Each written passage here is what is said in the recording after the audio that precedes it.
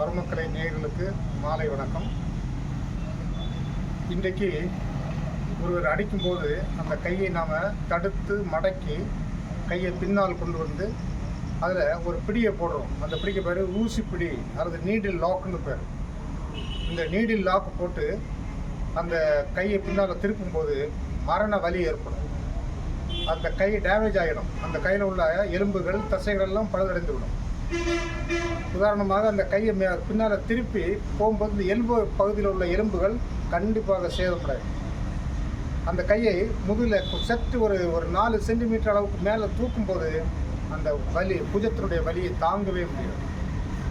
அடுத்தது அந்த ஊசிப்பிடியை போடும்போது அந்த வலி இன்னும் அதிகமாக இருக்கும். ஆக அந்த கை முழுவதும் பாதிக்கப்படும்.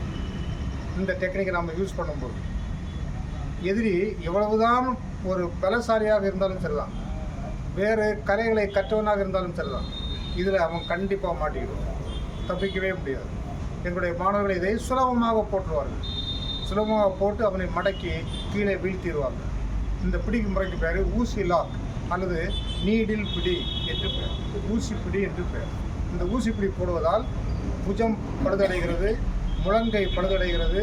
அது மட்டுமில்லை, அந்த கையினுடைய எல்லா தசைகளும் அது வலுவிழந்து அந்த கை குணமாகி போகும். கையை தூக்கவோ அசைக்கவோ முடியாது. அற்புதமான பிடி. அடிக்கும்போது இதை டெக்னிக்காக கையை திருப்புவாங்க பாருங்கள். அந்த திருப்பதே ஒரு நல்ல ஒரு டெக்னிக். அது கையை திருப்பி தான் அந்த பிடியை போட வேண்டும். கையை திருப்பும்போது அந்த ஸ்டெப்பெல்லாம் கரெக்டாக வச்சுட்டு அந்த கையை திருப்பி இந்த ஊசி பிடியை போடும்போது கண்டிப்பாக எதிரி அப்படியே திணறிடுவோம், மாட்டிக்கலாம். இப்பொழுது என்னுடைய 2 மாணவர்கள் இந்த டெக்னிக்கை, இந்த உத்தியை செய்து காண்பிப்பார்கள். அனைவரும் அதை உத்து கோரிக்குமாறு அன்புடன் கேட்டுக்கொள்கிறேன்.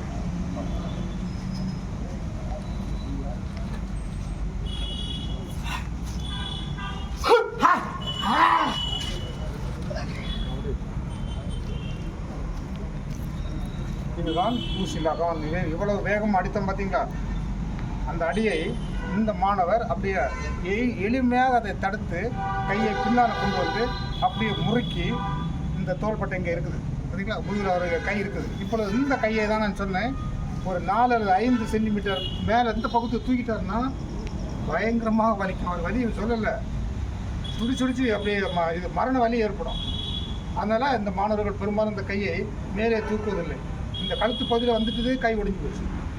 இப்படி பாருங்கள், அந்த கைக்கு கீழே வலது கையை உள்ளே விட்டு அந்த வலது கையில் உள்ள நடுவிரலையோ அல்லது கட்டை விரலையோ அப்படியே அந்த தோள்பட்டையை புடைத்து கொண்டு போகக்கூடிய ஒரு நரம்பு அங்கே போகுது, ஒரு நர்வ். அந்த நரம்பை பிடித்து வேகமாக அழுத்தும் போது அவருக்கு மரணம் ஏற்படலாம் அல்லது மயக்கம் கண்டிப்பாக வந்துடும்.